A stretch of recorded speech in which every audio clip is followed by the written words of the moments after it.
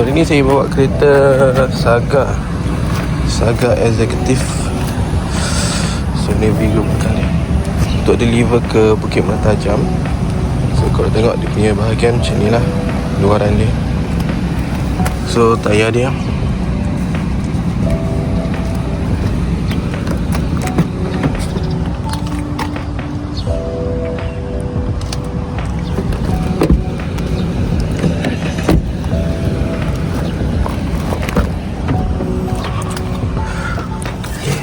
punya dashboard depan, infotainment system dia. Tidak lagi saya akan start. So aircon dia kat sini, boleh buka dan tutup.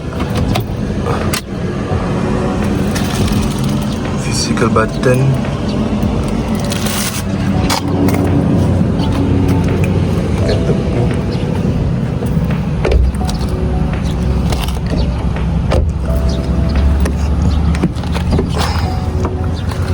Bahagian belakang,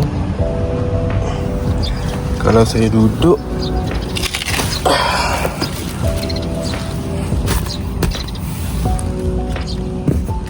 so ni view bahagian belakang dia lah.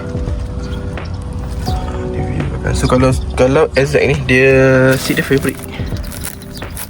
Seat dia fabric tapi dia ada corak.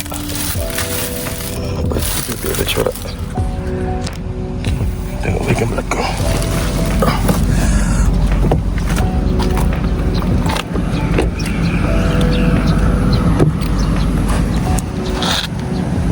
Tapi kalau yang Exec dia tak ada LED light kat sini lah.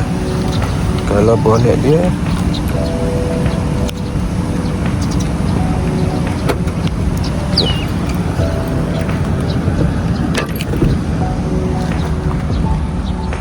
macam ni lah.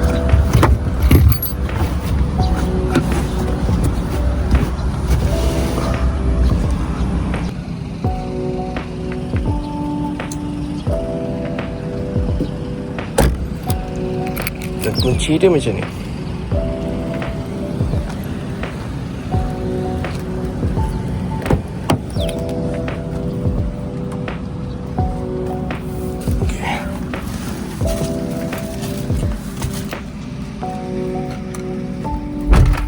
Kita start sekejap.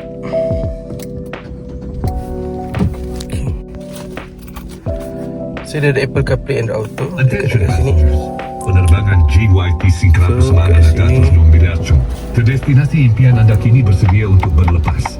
Sila pastikan seatbelt dipasang, aircon di tahap selesa, dan playlist kegemaran anda dimainkan. Kapten Emas 5 mengucapkan selamat menikmati perjalanan smooth, senyap dan penuh gaya. Cabin crew,